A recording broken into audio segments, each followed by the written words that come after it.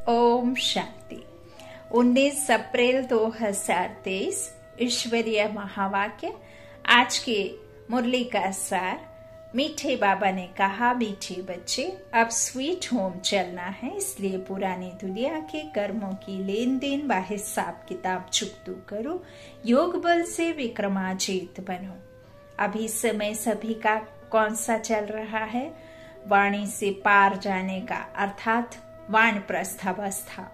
और वह वानप्रस्थावस्था हम सबकी है। अभी यह अंतिम जन्म है। सबको अपने असली घर, असली पिता के पास जाना, स्वीट होम, शांति धाम है ना, जिसे परम धाम, निर्वाण धाम कहते, क्योंकि हम वहां से आए हैं ना। तो अब ड्रामा पूरा होता है, कल्प का जो ड्रामा है वो पूरा होता है, तो सभी को जाना है। इसलिए बाबा क्या कह रहे हैं, जो जन्म जन्मांतर आपने किए हैं विकर्म, तो वो पाप का जो बोझा है सर पर, उसे तो चुकतू करना होगा। ऐसे तो नहीं है कि आत्मा को कोई गर्म तेल में डालेंगे। यहाँ ही होना है सब कुछ। तो पुरानी दुनिया के कर्मों की लेन देन व हिसाब किताब चुकतू करो और योग बल से विक्रमा जीत बनो। प्रश्न है, तुम बच्चे लाइट हाउस बनकर बाप से योग क्यों लगाते हो? आत्मा बनते हैं ना हम, और परमात्मा को याद करते हैं, वह क्यों? उत्तर, क्योंकि तुम्हें सबको इस नर्क रूपी खारी चैनल से पार ले जाना है। तुम मुक्ति धाम और जीवन मुक्ति धाम में जाने लिए योग में बैठ हर एक को सर्च लाइट देते हो। तुम रूहानी पंडे भी हो, तुम्हें सबको स्वीट होम का रास्ता बताना है, सबको ज्ञान और योग के पंख देने हैं। मन बुद्धि संस्कार। बाबा कहते हैं, तुम्हारा जो मन है वो भटकता है, बुद्धि तो तुम्हारे पास रही नहीं, समझ तो खत्म हो गई ना। समझ तो हमें इस दिखावटी दुनिया की हो गई है, और जो समझ हमें होनी चाहिए वो तो है नहीं। तभी तो तुम संस्कारों से लेस हो गए ना। जो संस्कार तुम्हारे थे वो तो है नहीं तुम्हारे पास में। तो अब मैं आया हूं तुम्हें वही संस्कार देने, और जो मन बुद्धि संस्कार हैं बाबा ने हमारे जो दिए हैं, तो वह सब वापस तुम्हें लौटाता हूँ और तुमको ज्ञान और योग के पंख देता हूँ। और उस ज्ञान योग से फिर तुम मेरे साथ में रिश्ता जोड़ते हो, संबंध जोड़ते हो, और तो वही फिर सबको रास्ता भी दिखाना है। असली घर, असली पिता, असली जो हमारा है पार्ट, हम कौन है, कहाँ से आते हैं, तो ये सब बताना है ना, रास्ता दिखाना है मुक्ति जीवन मुक्ति धाम का। अच्छा, गीत है प्रीतम आन मिलो। कौन प्रीतम? अच्छा, तो ओम शांति। बच्चों को समझाया गया है, जब रात अंधेरी हो जाती है तभी प्रीतमाओं का प्रीतम आते हैं, अर्थात सजनियों के साजन आते हैं। सजनी क्यों कहा जाता है? क्योंकि आत्मा जब शरीर के साथ है तो सजनी है। सजनियां अपने अशरीरी साजन को याद करती हैं, क्योंकि इस संसार में सब दुखी हैं। अंधेरा होना माना अमावस्या की रात नहीं, जब मूनलाइट नहीं होती है तो वो अंधेरी रात नहीं, बेहद की अंधेरी रात। अर्थात इस संसार में हर कोई आत्मा बहुत दुखी है, परेशान है, अशांत है। और बाबा कहते हैं, ऐसा नहीं है कि जो धनवान व्यक्ति है वो स्वास्थ्य खरीद नहीं सकता, है ना। धन से स्वास्थ्य कोई नहीं खरीद सकता, कोई शांति नहीं खरीद सकता, है ना, बाजार में नहीं मिलती है। वो तो सिर्फ मैं ही आऊं तब तुमको पीस प्रॉस्पेरिटी मिले। तो बाबा कहते हेल्थ वेल्थ तो मैं ही देता हूं। तो अभी वही समय है जब इस शरीर में रहते क्या करती है आत्मा? सजनी साजन को याद करती है। तो अपने सजन या अपने शरीरी साजन को याद करती हैं। बाप कहते हैं, बच्चे तुम जानते हो परम पिता परमात्मा परम धाम से आकर इस शरीर में प्रवेश कर पढ़ाते हैं, गुहा बातें सुनाते हैं। बाप ने समझाया है, बच्चे अपने को अशरीरी समझो, मैं आत्मा हूँ, यह मेरा शरीर है। आत्मा को यह निश्चय हुआ कि अब घोर अंधियारा है, अर्थात दुनिया तमो प्रधान है। यह दुनिया अब विनाश होनी है। बाप आए हैं हमको ले चलने, अशरीरी हो चलने से सन्नाटा हो जाएगा। आत्मा जब अशरीरी बनती है तो घर में सन्नाटा हो जाता है ना। रात को आत्मा है तो शरीर में, परंतु आत्मा थक करके अशरीरी बन जाती है। विश्राम के समय क्या होता है, आप कर्म में तो नहीं रहते ना, तो शरीर का भान नहीं रहता, तो इसको नींद कहा जाता है। तुम बच्चों को यहाँ बैठे अपने को अशरीरी समझना है तो शांति का सन्नाटा हो जाएगा। समझेंगे जैसे कि यहाँ शरीरी बैठे हुए हैं, घर से एक आदमी चला जाता है तो कितना सन्नाटा हो जाता है। तो जब इतनी सब आत्माएं चली जाएंगी, सबके शरीर खत्म हो जाएंगे तो कितना सन्नाटा हो जाएगा। करोड़ों मनुष्य मरेंगे, यह तो बेहद का घर है ना। सब आत्माएं वापस जाएंगी, इसीलिए बाबा कहते हैं जितना हो सके, अभी समय बहुत थोड़ा है, इसमें अपने आत्मबल को इकट्ठा कर लो, अपने संस्कारों को विक्रमाजीत बन योग बल से जीत लो। तो इस तरह बाबा कहते बाकी सब आत्माएं वापस जाएंगी। तुम जानते हो बाप है ज्ञान का सागर। अब ज्ञान का सागर है तो ज्ञान खुद के पास तो रखेगा नहीं, और खुद के पास रख करके करना क्या, क्योंकि उसको तो इस संसार में आना नहीं। तो बाबा कहते हैं मैं ज्ञान सागर नहीं, ज्ञान दाता भी हूँ, और ये ज्ञान तुम बच्चों के लिए है ना।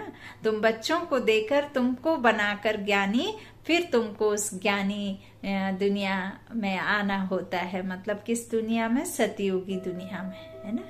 तो उसकी प्रालब्धि प्राप्ति संगम युग पर जो तुमको ज्ञान में देता हूँ, उस ज्ञान की प्रालब्धि प्राप्ति फिर तुमको सतयुग में रहती है। तो आधे कल्प तुम फिर वो राजाई के हकदार बनते हो। अगर बाबा कहते हैं तुम जानते हो बाप कौन है, ज्ञान का सागर। अगर सर्वव्यापी कहें तो हर एक ज्ञान सागर पतित पावन हो जाए, परंतु ऐसे तो है नहीं।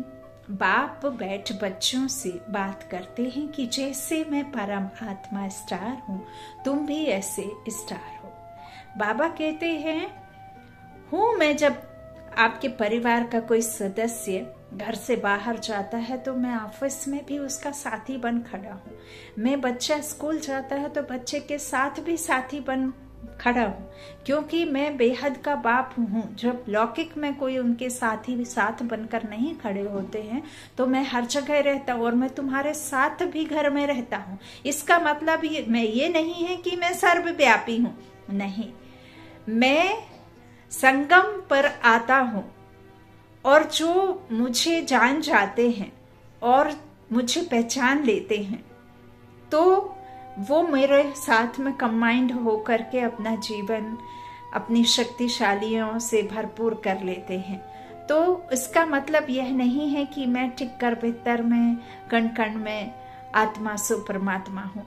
मैं आत्मा सो परमात्मा नहीं हूँ, मैं परमात्मा हूँ और तुम मेरे बच्चे आत्मा हो।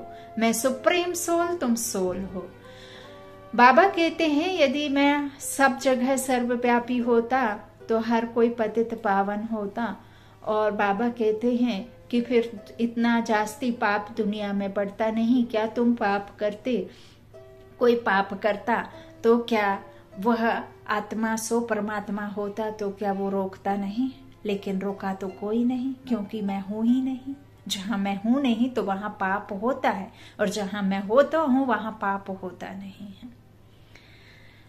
और जो ऋषि मुनि हमें संत महात्मा कहा करते थे कि आगे ऐसा समय आएगा कलयुग में जब हंस चुकेगा दाना, मोती कौआ मोती खाएगा, है ना, ऐसे कहते हैं ना। और तो इस तरह से जो कहावत बनाई है, और जो भी आप यदि ऐसे पाप करेंगे तो आप कुत्ता बनेंगे, मछली बनेंगे, सांप बिच्छू बनेंगे। वो क्यों कहा जाता था? ताकि मनुष्य आत्माएं पाप करने से डरें। लेकिन जब मनुष्यों ने एक बार पाप किया और जब किसी तरह का कोई रोक नहीं लगी तो आत्माओं, मनुष्य आत्माओं ने और पाप करने शुरू कर दिए, क्योंकि कोई रोक नहीं रहा। तो उन्हें लगा कि ये झूठा है, भगवान तो है ही नहीं, अगर भगवान होता तो रोकता। तो ऐसे करके पाप बढ़ते गए। वो सब डराने की बातें थी। और अब देखो इतना जास्ती पाप बढ़ गया है, तो वह भी एक ड्रामा की नोंद ही है कि अब परमात्मा आकर के इस पाप की दुनिया को पुण्य दुनिया बनाने के लिए हमसे ही हमारे कर्मों को सुधरवाने का रास्ता, सुधारने का रास्ता और मुक्ति, जीवन मुक्ति का जो सर्वात्माओं को देने का है, तो वही एक के पास में है और किसके पास में नहीं है। तो बाबा क्या कहते हैं, परंतु ऐसे तो है नहीं। बाप बैठ बच्चों से बात करते हैं कि जैसे मैं परमात्मा स्टार हूँ, तुम भी ऐसे स्टार हो। सिर्फ मैं जन्म मरण में नहीं आता हूँ, मैं कोख से जन्म नहीं लेता हूँ, मैं 9 महीने के लिए किसी के गर्भ में आता नहीं, मैं अशरीरी हूँ, मैं अवतरण लेता हूँ। तो तुमको जन्म मरण में आकर पाठ बजाना है 84 जन्मों का। जैसे तुम आत्मा हो, मैं भी आत्मा हूँ, परंतु महिमा सबकी अपनी अपनी है। प्रेसिडेंट, प्राइम मिनिस्टर सबका अलग अलग पार्ट है, ऐसे मेरा पार्ट भी अलग है। मैं नॉलेजफुल हूँ, अभी बच्चों को नॉलेज देता हूँ। तुम जानते हो कि हम जाते हैं बाबा के घर, बाबा आया हुआ है लेने लिए। बाबा हमारा गाइड, लिबरेटर, दुख से छुड़ाने वाला है। तुम हो पांडव सेना, तुम जानते हो हम यात्रा पर हैं। हमारा पंडा स्वयं परमपिता परमात्मा है, तुम भी रास्ता बताते हो। तो तुम ब्राह्मण रूहानी पंडे ठहरे। वो ब्राह्मण जिस्मानी पंडे हैं, सभी को कहना है चलेंगे यात्रा पर। मित्र संबंधी आदि सबको बोलो चलेंगे रूहानी यात्रा पर। जैसे कोई यात्रा पर जाते हैं तो अपने नजदीक बिरादरी वाले को कहते हैं ना, ऐसे तुमको भी बाप कहते हैं यात्रा पर चलेंगे। यह रूहानी यात्रा रूहानी पंडे ही सिखा सकते हैं। स्वीट होम का रास्ता वही जानते हैं। जिस्मानी पंडा रूहानी बन सकता, लेकिन रूहानी पंडा फिर जिस्मानी पंडा बन ना सके। बाप थोड़े ही तुमको कहेंगे कि जिस्मानी यात्रा पर चलो, हाँ जिस्मानी यात्रा पर जाओ, कहेंगे क्या? पंडे तब बन सकेंगे जब देख कर आए हो। ऐसा तो कोई है नहीं जो स्वीट होम देख कर आया हो और वहां ले जाए। हाँ, स्वीट होम को वह जानते ही नहीं। आत्मा के पंख टूटे हुए हैं, माया ने तोड़ के रखे हुए हैं, उड़ सके ना। अब इतना बोझ लेकर के तो कैसे उड़ोगे? शरीर के साथ तो उड़ ना सको जब तक खुद को लाइट, खुद को पंछी, खुद को वो परिंदा ना बना लो, फरिश्ता ना बना लो, है ना। तो उसके लिए तो आपको इस देह के रिश्तों को, इस 5 तत्व की दुनिया में जो भी है प्रकृति के नजारे, सबसे ऊपर उठना होगा। तो सबसे ऊपर तो तभी आप उठ सकते हैं जब खुद को अशरीरी समझेंगे, है ना। तो जब तक बाप ना आए तब तक पंख मिल ना सके, मलहम पट्टी कोई कर ना सके। योग से ही पंख मिलेंगे। भागना सबको है। कोई योग बल से विक्रमाजीत बनते हैं, कोई फिर सजाएं खाकर हिसाब किताब चुकतो करते हैं। किसी को बाबा के साथ चलना है तो किसी को फिर जबरदस्ती, किसी को प्यार से, तो किसी को कैसे जाना सबको। तो इसीलिए बाबा कहते हिसाब किताब तो चुकतो सबको होना है, सबके होना है। आत्मा जैसी आई थी वैसी ही जाएगी, मलिन जा नहीं सकती। आत्मा को हिसाब किताब चुकतो करके पवित्र बनना ही है, फिर वो जा सकती है। दुख का सारा हिसाब किताब चुकतो होता है। यह सब ड्रामा में नूंद है। अपने विकर्मों का साक्षात्कार गर्भ में होता है, फिर सजाएं भोग कर बाहर निकलते हैं। अभी तो बेशुमार मनुष्य मरते हैं। सबको अपना हिसाब किताब चुकतो करना है। पुरानी दुनिया के कर्मों की लेन देन का हिसाब किताब खलास कर अभी तुम नई दुनिया के लिए हिसाब किताब जमा करते हो। बाप कहते हैं तुम याद में रहो तो विकर्म विनाश होंगे। फिर स्वदर्शन चक्र फिराने से तुम्हारी बहुत मिल्कियत जमा होगी। योग से हेल्थ, ज्ञान से वेल्थ मिलती है। जितना बाप को याद करेंगे उतना निरोगी काया मिलेगी।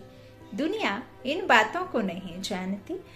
वह तो विष्णु को स्वदर्शन चक्र धारी समझते हैं। शंख, चक्र, गदा, पद्म आदि उनको देते हैं। अब उनको शंख थोड़ी ही बजाना है। यह तो है तुम्हारे पास। तुम शंख बजाते हो, कौन सा? ज्ञान शंख की ध्वनि करते, परमात्मा ने ब्रह्मा के द्वारा बजाया, फिर तुमको तुम्हारे तक पहुंचा, अब तुमको बजाना है। कहते हो मन मन भव मध्य जीव हो, कितना सहज है, तुम लाइट हाउस हो, सबको रास्ता बताते हो मुक्ति धाम का, फिर आएंगे जीवन मुक्ति धाम में। योग लगाते हो, नरक खारी चैनल से पार ले जाने लिए सर्च लाइट देते हो। मुक्ति धाम जाना है, फिर सर्च लाइट देते हो, यहाँ जीवन मुक्ति में आना है। यह बेहद का ड्रामा है जो जूम मिसल चलता रहता है। हम एक्टर हैं, हमारा इस ड्रामा में 84 जन्मों का पार्ट है। भगवान ने आकर सहज राजयोग सिखाया है, यह कोई नहीं जानते। भगवान को आना ही है कल्प के संगम युग पर। तुम अभी जानते हो, कल्प पहले भी संगम युग पर मिले थे और मिलते रहेंगे। ढेर बच्चे मिलेंगे, कोई बच्चे फिर कुसंग में आकर पढ़ाई को छोड़ देते हैं। चलते चलते कोई से दिल लग गई तो पढ़ाई का नशा टूट जाता है। ब्रह्मचर्य में पढ़ाई का नशा अच्छा रहता है। लौकिक में भी पढ़ाई पढ़ो तो भी ब्रह्मचर्य रहता है, तब बहुत अच्छी पढ़ाई होता है। उसी बीच में यदि विवाह आदि हो जाए तो फिर पढ़ाई में मन नहीं लगता। कहते हैं ना कि अब तो ग्रस्त में आ गए, अब कहाँ पढ़ाई में मन लगेगा, है ना। तो बुद्धि उस समय आपकी शार्प रहती है। तो बाबा कहते हैं ब्रह्मचर्य के समय पढ़ाई का नशा अच्छा रहता। कोई बिरले शादी के बाद भी पढ़ाई का कोर्स उठाते हैं।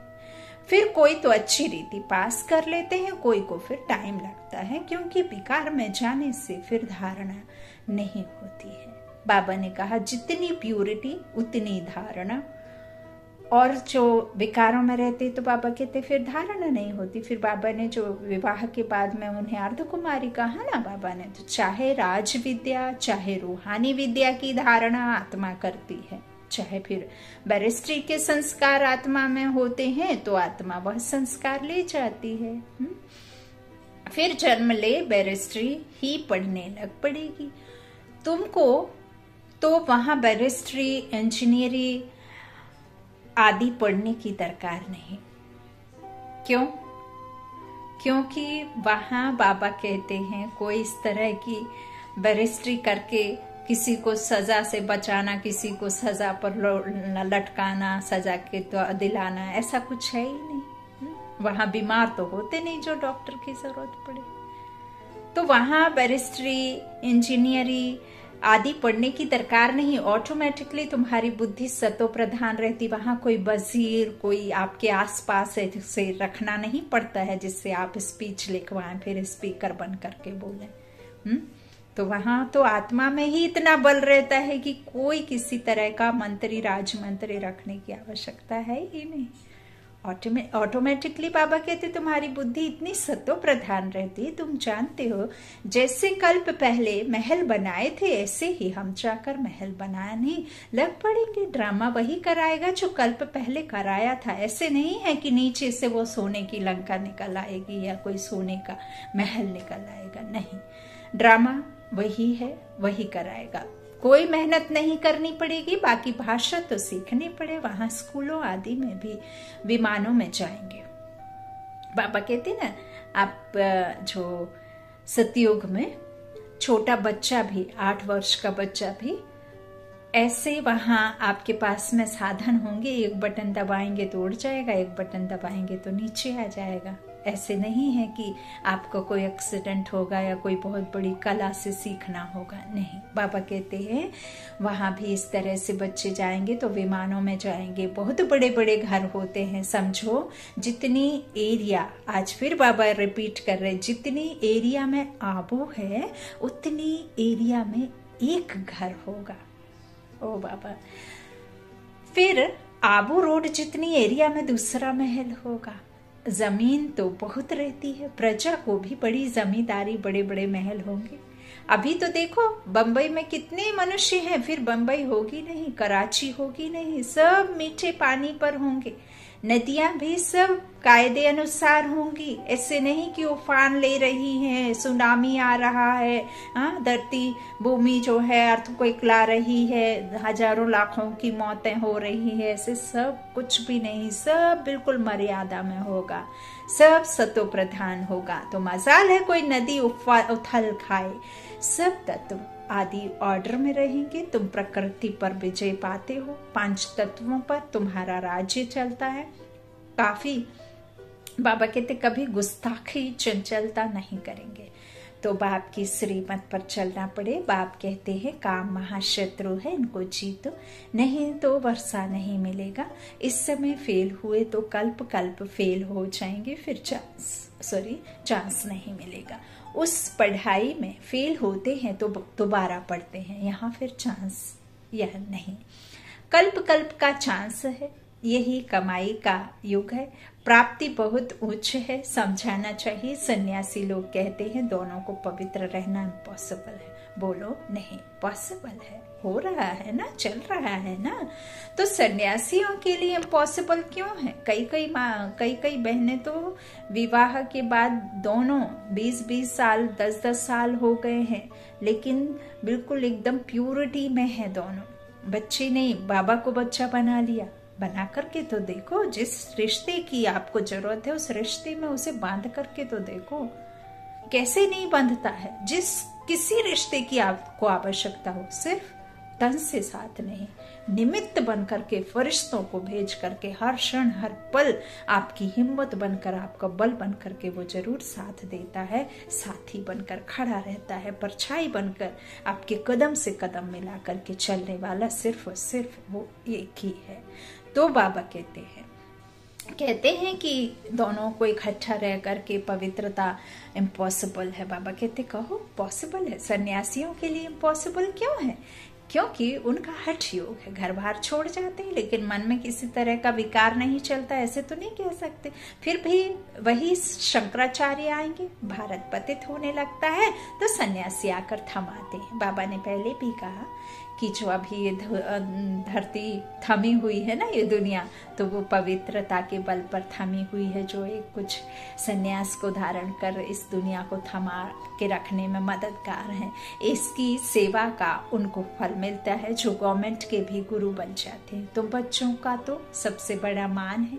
तुम्हारी तो आमदनी होती है, वह कोई की हो ना सके। जो गरीब हैं, एक पैसा देते हैं, उन्हें भी महल मिल जाते हैं। प्रत्यक्ष फल का साक्षात्कार दिव्य दृष्टि से होता है। दिव्य दृष्टि दाता आकर तुमको पढ़ाते हैं, नहीं तो एम ऑब्जेक्ट का मालूम कैसे पड़े। इसलिए माताओं को साक्षात्कार कराता हूँ। मीरा ने कितनी तपस्या की, परंतु कोई वह बैकुंठ की मालिक बन ना सके, यहीं कहीं जन्म लेकर घूम रही होंगी। तो बाप कहते हैं साक्षात्कार मैं कराता हूँ। 1 सेकंड में दिव्य दृष्टि मिलने से बैकुंठ में जाए डांस करते हो, अतीन्द्रिय सुख प्राप्त करते हो। इसमें कोई तपस्या आदि की बात नहीं। भक्ति मार्ग में तो बहुत नवदा भक्ति करने के बाद साक्षात्कार होता है। दिव्य दृष्टि की चाबी मेरे हाथ में है, कोई को मैं देता नहीं। भक्ति मार्ग में वहां बैठे साक्षात्कार कराता हूँ। तुम बच्चों को तो विश्व का मालिक बनाता हूँ। दुनिया में तो अनेक प्रकार के मनुष्य हैं, कोई धन में मस्त है, कोई साइंस में मस्त है, कोई किस में मस्त है, परंतु तुम्हारे आगे सब बर्थ नॉट अ पेनी है। दुनिया के नजारों को देख करके आम मनुष्य आत्मा समझते हैं कि हम जन्नत में हैं, और हम कहते हैं कि हम घर में रह करके परमात्मा की गोद में बैठे हुए इस जन्नत को महसूस करते हैं। यही जन्नत हमारे लिए तीर्थ और सब दुनिया की पूरे सुख इस जन्नत में है। परमात्मा की हम शक्तियों के नीचे हैं, महसूस करते हैं, उसकी पढ़ाई पढ़ रहे हैं, और क्या चाहिए। तो बाबा कहते हैं कोई किस में मस्त है, परंतु तुम्हारे आगे सब बर्थ नॉट अ पेनी है। सबका धन मिट्टी में मिल जाना है, सब खाक हो जाएगा। किसकी दबी रही धूल में चोर भी बहुत लूटते हैं। हर एक अपने हम जीन्स को प्यार करते हैं, दूसरे को देखते ही गर्म हो जाते हैं। दिन प्रतिदिन तुम देखेंगे कि कितनों को मारते रहेंगे। चाहते हैं कि हर एक अपने बर्थ प्लेस में चले जाएं, तो अपने देश से निकालते रहते हैं। अब तुम बच्चे बाप को याद करने से वर्षा लेते हो, जानते हो हम शरीरी आत्मा है। 84 जन्मों का पाठ पूरा किया, कितने करोड़ आत्माएं हैं। सभी की जीवन कहानी तो नहीं बताएंगे ना, मुख्य की बताएंगे, मुख्य की ही बताना होगा बाबा कहते हैं, क्योंकि सबकी कैसे बता पाऊंगा। तो मुख्य तो तुम्हारा मंदिर बना हुआ है। जगत अम्बा जगत पिता के बच्चे तो बहुत होंगे। वैकुंठ का भी यादगार है इनका चैतन्य मंदिर, वास्तव में सतयुग है। जड़ मंदिर में स्वर्ग के सब एक्टर्स नहीं आ सकेंगे। यह है मॉडल रूप में मंदिर यादगार। लक्ष्मी नारायण का मंदिर कितना छोटा है, सतयुग में तो चैतन्य मंदिर कितना बड़ा होगा। जहाँ राज्य होगा तो कितने बाग बगीचे होंगे। मुगल गार्डन तो उनके आगे कुछ भी नहीं है। वहाँ के फल आदि इतने अच्छे होंगे जो बात मत पूछो। वहाँ शक्कर आदि की जरूरत नहीं होता, पानी में ही इतनी मिठास है। वहाँ कोई दवाइयों की जरूरत नहीं होती, क्योंकि वहाँ के फल फूल में ही इतनी शक्ति है, भोजन में ही इतना बल है कि आपको कभी बीमार पड़ना ही नहीं, क्योंकि इतना सतो प्रधान दुनिया में हम जाना है। तो रात दिन का फर्क होता है। जैसे झाड़ पुराना होता है तो फल देते देते खत्म हो जाता है, कहा जाता है अब झाड़ सड़ गया है। यहाँ की हर चीज खत्म होनी है, क्योंकि सब सड़ गया है। वहाँ के आम बड़े बड़े फर्स्ट क्लास होंगे। हम अब राजधानी स्थापन करते हैं श्रीमत पर, तो श्रीमत पर चलना पड़े ना, पवित्र भी बनना पड़े। मुश्किल तो कोई बात नहीं है। एक जन्म पवित्र रहने से 21 जन्म स्वर्ग की राजाई करेंगे। फिर भी ऐसा कौन होगा जो पवित्र नहीं बनेगा, श्रीमत पर नहीं चलेगा। तुम जानते हो भारत सचखंड था, यहाँ सच्ची बादशाही थी। अभी यह है झूठखंड। हर बात में झूठ बोलते रहते हैं। गीता पर हाथ रख करके भी कसम झूठी ही खाते हैं, कह देते, क्योंकि वो तो सच्ची गीता है ही नहीं। बाबा ने यह भी कहा है कि सच्ची गीता हो तो फिर झूठ ना बोले। तो कह देते हैं फलाना ज्योति ज्योत समाया अथवा निर्वाण धाम गया। अब तुम जानते हो निर्वाण धाम तो रहने का स्थान है। तुम हर एक बात यथार्थ बताते हो, बाप को ट्रुथ कहते हैं। वह सचखंड स्थापन करते हैं। भक्त जन्म बाय जन्म भगवान को याद करते हैं, परंतु उनको भगवान का पता नहीं है। वह प्रीतम अब तुम बच्चों को राज्य भाग्य देकर खुद छिप जाते हैं। तब कहते हैं तुम्हारी गत मत तुम ही जानो।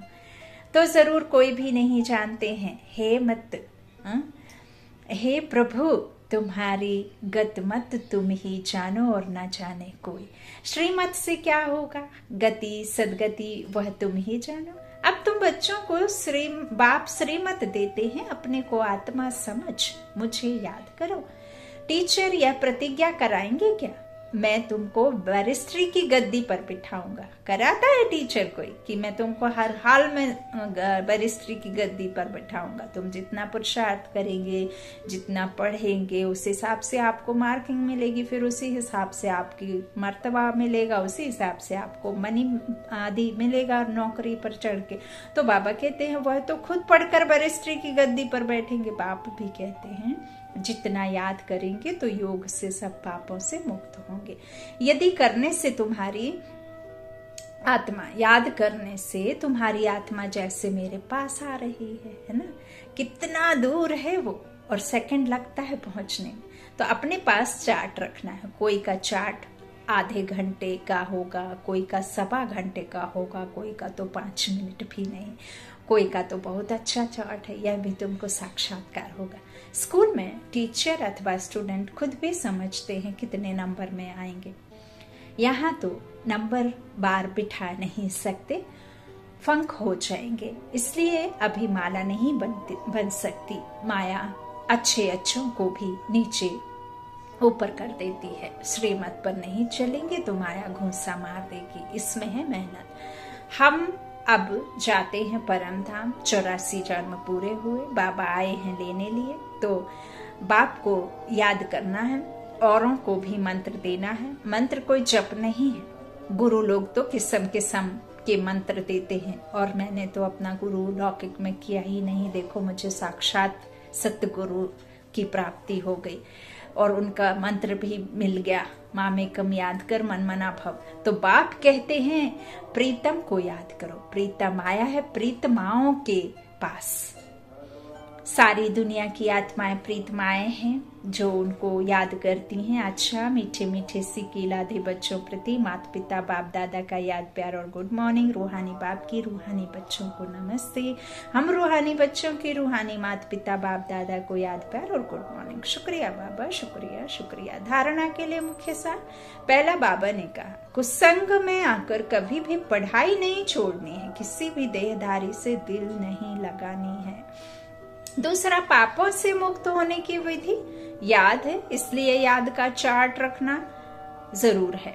याद में रहने की अपने आप से प्रतिज्ञा करनी है। वरदान है, मेरे को तेरे में परिवर्तन कर, सदा हल्का रहने वाले डबल लाइट फरिश्ता भव। चलते फिरते सदा यही स्मृति में रहे कि हम हैं ही फरिश्ते।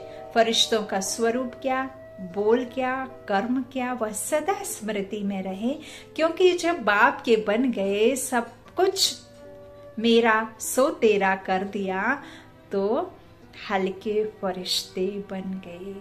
इस लक्ष्य को सदा संपन्न करने के लिए एक ही शब्द याद रहे, सब बाप का है, मेरा कुछ नहीं है। जहां मेरा आए वहां तेरा कह दो, फिर कोई बोझ फील नहीं होगा। सदा उड़ती कला में उड़ते रहेंगे। ठीक वैसे ही जैसे आप जब किसी किराए के मकान में रहते हैं तो आपको उसकी परवाह नहीं रहती है। आपको लगता है हमें थोड़ा समय व्यतीत करना है, क्या साज सज्जा करना, क्या इसको अच्छा करना, क्या इसमें पैसे बर्बाद करना, कैसे, हमारा तो है ही नहीं, मालिक तो कोई और है।